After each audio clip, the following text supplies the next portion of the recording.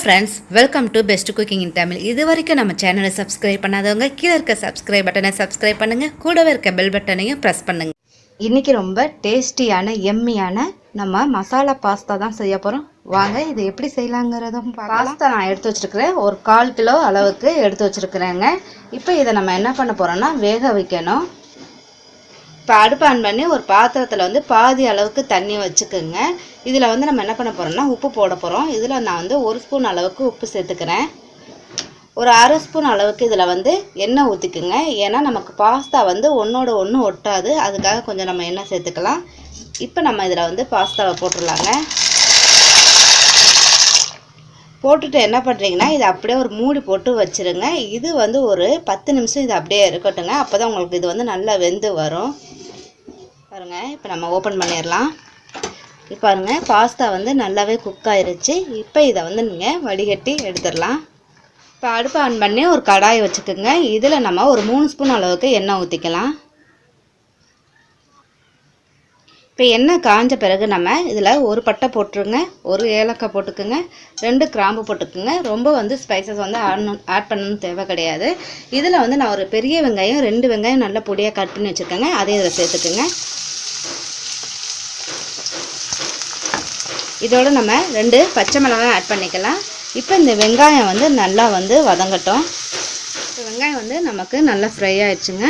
இப்போ இதில் வந்து 1 ஸ்பூன் அளவுக்கு இஞ்சி பூண்டு விழுது போட்டுக்கோங்க. இதோட பச்சை வாசனை போகிற வரைக்கும் கிண்டிக்கலாம். இப்போ இஞ்சி பூண்டோடைய பச்சை வாசனை நமக்கு போயிருச்சு.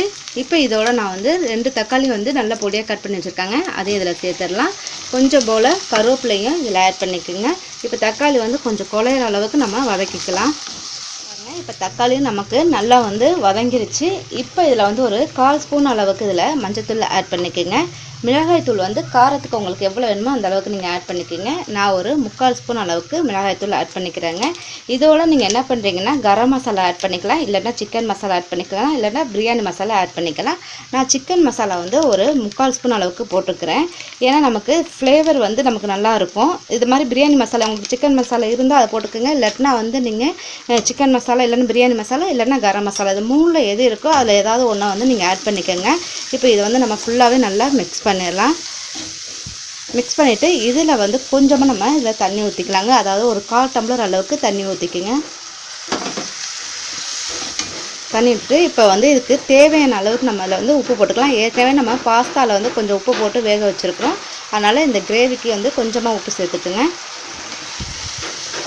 இப்போ அடுப்பை வந்து நல்ல லோ ஃப்ளேமில் வச்சுருங்க. வச்சுட்டு இதில் வந்து நம்ம வேக வச்ச இந்த பாஸ்தாவை வந்து ஆட் பண்ணிக்கலாங்க. பாஸ்தா வந்து ஃபுல்லாக போட்ட பிறகு இந்த கிரேவியோட நல்லா மிக்ஸ் பண்ணுற மாதிரி ஃபுல்லாகவே மிக்ஸ் பண்ணிக்கோங்க. பாருங்கள், இப்போ மசாலா எல்லாமே ஒன்று சேர்கிற மாதிரி நல்லா மிக்ஸ் பண்ணிட்டோம். இப்போ இதை என்ன பண்ணுறீங்கன்னா ஒரு மூடி போட்டு ஒரு 5 நிமிஷம் மட்டும் வச்சுருங்க. ஏன்னா இதோட மசாலாலாம் நமக்கு அந்த பாஸ்தாவில் வந்து இறங்கணும். அதுக்காக ஒரு 5 நிமிஷம் மட்டும் அப்படியே லோ ஃப்ளேமில் வச்சுருங்க. பாருங்கள், இப்போ நமக்கு 5 நிமிஷம் ஆயிடுச்சு. நம்ம இதை ஓப்பன் பண்ணிடலாங்க.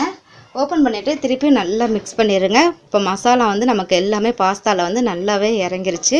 ரொம்பவும் அதாவது அதிகமான வந்து நீங்கள் வந்து மசாலா வந்து ரொம்ப போடக்கூடாதுங்க. ஏன்னா இதில் வந்து கொஞ்சம் வந்து லிமிட்டாக நமக்கு இருந்தால் தான், ரொம்ப மைனட்டாக இருந்தால் ரொம்ப நல்லாயிருக்கும். ரொம்ப காரமும் ரொம்ப உரப்பும் என்ன பண்ணணும் நமக்கு வந்து பாஸ்தாவில் உள்ளே இறங்காது. அதனால கொஞ்சம் மேலோட்டமாக தான் இருக்கும். அதனால் அதிக காரம் சேர்த்திங்கன்னா உங்களுக்கு சாப்பிடும்போது ரொம்ப வந்து காரமாக இருக்கும். குழந்தைங்களுக்கும் அது வந்து காரம் இருந்துச்சுன்னா அதிகமாக அவங்க விரும்ப மாட்டாங்க. அதனால் கொஞ்சம் பார்த்து போட்டுக்கங்க. கடைசியாக கொஞ்சம் போல் மல்லித்தலை இல்லைன்னா ஸ்ப்ரிங் ஆனியன் போட்டுக்கலாம். நான் வந்து கொஞ்சம் போல் ஸ்ப்ரிங் ஆனியன் கட் பண்ணி போட்டிருக்கேங்க. இப்போ நம்ம வந்து இதை வந்து ஒரு பவுலுக்கு ட்ரான்ஸ்ஃபர் பண்ணிடலாம். ஒரு அருமையான பாஸ்தா நமக்கு ரெடி ஆயிடுச்சு. இதை வந்து நீங்கள் ஒரு சூப்பரான ஒரு பிரேக்ஃபாஸ்டர் இல்லைன்னா நீங்கள் வந்து ஈவினிங்க்கு வந்து கொஞ்சம் செஞ்சு சாப்பிடலாம், இல்லைன்னா யாராவது கெஸ்ட்டு வந்தால் கூட உடனே செஞ்சு கொடுக்கலாம். ஈஸியாக முடியக்கூடிய இந்த பாஸ்தாவை கண்டிப்பாக நீங்கள் ட்ரை பண்ணி பாருங்கள். இது உங்களுக்கு ரொம்ப பிடிச்சிருந்தா லைக் பண்ணுங்கள், ஷேர் பண்ணுங்கள், மறக்காமல் சப்ஸ்கிரைப் பண்ணுங்கள். Thank you viewers. இன்றைக்கி நம்ம நாகூர் ஸ்பெஷலான ஜாலர் அப்பம் தாங்க செய்ய போகிறோம். வாங்க இதை எப்படி செய்யலாங்கிறதும் பார்க்கலாம். இப்போ இந்த ரெசிபிக்கு நமக்கு தேவையான பொருட்கள் என்னங்கிறத நம்ம பார்த்துடலாங்க. இப்போ 1 கப் அளவு நான் மைதா மாவு எடுத்துருக்கிறேன். அதே மாதிரி 1 கப் அளவு நான் வந்து தேங்காய் பால் எடுத்துருக்கிறேன். ஒரு முட்டை எடுத்துக்கோங்க. இந்த 3 இன்க்ரீடியன்ஸ் தான் இந்த ரெசிபிக்கு நமக்கு தேவையான பொருட்கள். இப்போ வந்து நம்ம ஒரு அகலமான ஒரு பவுல் ஒன்று எடுத்துக்கோங்க. இதில் வந்து நம்ம ஃபஸ்ட்டு மைதா மாவை வந்து ஃபுல்லாகவே வந்து கொட்டிடலாம். இப்போ நான் வந்து 1 கப் அளவு மைதா மாவுங்கிறது 1/4 கிலோ மைதா மாவு நான் எடுத்துருக்கிறேன். இதுக்கு வந்து நமக்கு 1 முட்டை போதுங்க. இதேவே நீங்கள் 1/2 கிலோ மாவு எடுத்திங்கன்னா 2 முட்டை ஆட் பண்ணிக்கோங்க. இப்போ இந்த 1 முட்டையை நம்ம உடச்சி ஊற்றிடலாம்.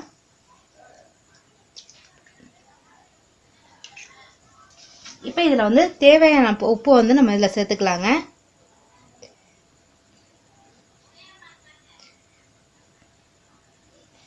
சேர்த்துட்டு இப்போ இதில் வந்து நம்ம தேங்காய் பால் வந்து ஆட் பண்ண போகிறோம். தேங்காய் பால் எப்படி ஆட் பண்ணுறீங்கன்னா ஃபுல்லாக ஃபஸ்ட்டு நம்ம ஊற்றிடாமல் கொஞ்சம் கொஞ்சமாக ஊற்றணும். அதாவது வந்து நமக்கு தோசை மாவோட கொஞ்சம் லிக்விடாக நமக்கு இருக்கணுங்க. அப்போ தான் இது வந்து நல்லாயிருக்கும் நமக்கு. பாருங்கள், இப்போ வந்து நமக்கு தோசை மாவோட கொஞ்சம் நல்லாவே லிக்விடாக இருக்கணும். நான் எல்லா தேங்காய் பாலுமே ஊற்றிக்கிறேங்க. அதாவது ஒரு அரை மூடி தேங்காய் நான் திருவி பால் எடுத்துருக்கிறேன். இப்போ உங்களுக்கு அது மாதிரி ரொம்ப கெட்டியாக இருந்துச்சு, பால் இல்லைன்னா கொஞ்சமாக தண்ணி ஆட் பண்ணிக்கோங்க. ஆனால் தோசை மாவோட நமக்கு நல்லா லிக்விடாக இருந்தால் தான் இது வந்து நமக்கு ஊற்றுறதுக்கு கரெக்டாக இருக்கும்.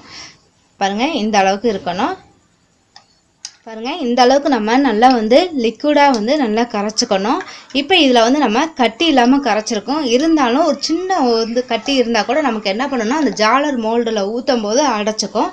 அதுக்கு என்ன பண்ணணும், நம்ம இன்னொரு பவுல் ஒன்று எடுத்துக்கோங்க. இதில் வந்து ஒரு வடிதட்டு வச்சுட்டு இதை வந்து நம்ம வடிகட்டி எடுத்துக்கலாம். பாருங்கள், நமக்கு தெரியுதா உங்களுக்கு? இந்த மாதிரி வந்து உங்களுக்கு சின்ன சின்ன மாவு உருண்டை இருந்துச்சுனாலும் அது நமக்கு இதிலே தங்கிடும். பாருங்கள், இப்போ வந்து நம்ம நல்லா வடிகட்டி எடுத்துட்டோம். எந்த ஒரு இதுவும் கட்டி இல்லாமல் இருக்கணுங்க. அதுக்காக தான் இதை வந்து நம்ம வடிகட்டி நம்ம நல்லா கரைச்சிட்டாங்க. இப்போ நம்ம ஜாலர் மோல்டு எடுத்துக்கலாம். இது எல்லா வித சூப்பர் மார்க்கெட் கடையிலையும் நமக்கு கிடைக்கும். இந்த மாதிரி உங்களுக்கு 3 ஹோல் இருக்குங்க. இது யூஸ் பண்ணால் நமக்கு ரொம்ப ஈஸியான மெத்தடில் அழகான டிசைனில் நமக்கு வரும். அப்படி இல்லாட்டினா உங்களுக்கு இது இல்லை அப்படின்னா நம்ம ஒரு சின்ன வாட்டர் பாட்டிலை வந்து ஒரு ஹோலை போட்டுட்டு நீங்கள் அதில் மாவை வந்து ஊற்றிட்டு நம்ம ப்ரெஸ் பண்ணி நமக்கு என்ன ஷேப்பில் என்ன வந்து ஒரு டிசைனில் வேணுமோ அந்த மாதிரி நீங்கள் செஞ்சுக்கலாம். இப்போ நம்ம என்ன பண்ண போகிறோம்னா மாவு எடுத்துக்கோங்க. இந்த மாவு வந்து டைரெக்டாக வந்து ஃபுல்லாக நீங்கள் அப்படியே ஊற்றக்கூடாது. ஊற்ற என்ன ஆகும்னா உங்களுக்கு கீழே ஊற்றும். அதனால என்ன பண்ணுறீங்கன்னா ஒரு பிளேட் ஒன்று எடுத்துக்கோங்க. இந்த பிளேட்டை வந்து நம்ம இது மேலே இப்படி வச்சுட்டு இதை வந்து ப்ரெஸ் பண்ணிக்கணும். நல்லா வந்து இப்படி அழுத்தி பிடிச்சிக்கணும். லூஸாக இருந்தால் உங்களுக்கு கீழே வந்து அந்த ஓட்டையிலேருந்து உங்களுக்கு வந்து வெளியில் வந்துடும். அதனால் இந்த மாதிரி ஒரு குழிக்கரண்டி ஒன்று எடுத்துக்கோங்க. இதில் வந்து நம்ம ஊற்றிக்கலாம். ஒரு 2 கரண்டி நமக்கு ஊற்றினாலே போதும். இப்போ இது மாதிரி ஊற்றி எடுத்துக்குங்க. இப்போ நம்ம ஜாலர் மோல்டில் மாவு ஊற்றுறதுக்கு முன்னாடியே நீங்கள் என்ன பண்ணுறீங்கன்னா ஊற்றும் போது நீங்கள் அடுப்பை ஆன் பண்ணி ஒரு தோசைக்கல் வச்சு கொஞ்சம் ஹீட் பண்ணிக்கோங்க. ஹீட் ஆகும்போது நம்ம டக்குன்னு வந்து இதை வந்து ஊற்றிக்கலாங்க. நீங்கள் என்ன டிசைன்ஸில் வேணுமோ அந்த டிசைன்ஸில் நம்ம அழகாக ஊற்றிக்கலாம். இது மேலே நம்ம கொஞ்சம் போல் ஆயிலை வந்து அப்ளை பண்ணிக்கலாங்க. இது ஃப்ளேம் வந்து நமக்கு கொஞ்சம் நம்ம வந்து ஹையில் இல்லாமல் கொஞ்சம் மீடியமில் வச்சுருங்க. வச்சுட்டு இதை வந்து திருப்பிலாம் போடக்கூடாது. நம்ம பாருங்கள், இப்போ நம்ம ஊற்றின பிறகு நல்லா வந்து கிறிஸ்பியாக வந்துருச்சு. பாருங்கள், நமக்கு கலர் தெரியுது. இது திருப்பி போடணும்னு அவசியம் இல்லை. இதை அப்படியே வந்து நம்ம 2ஆக மடக்கிட்டு இதை வந்து நம்ம ஒரு பிளேட்டில் எடுத்து வச்சிடலாங்க. நமக்கு ஒரு அருமையான ஜாலர் ரெசிபி ரெடி ஆயிடுச்சுங்க. கண்டிப்பாக நீங்கள் ட்ரை பண்ணி பாருங்கள். உங்களுக்கு பிடிச்சிருந்தா இதை லைக் பண்ணுங்கள், ஷேர் பண்ணுங்கள், மறக்காமல் சப்ஸ்கிரைப் பண்ணுங்கள். Thank you viewers.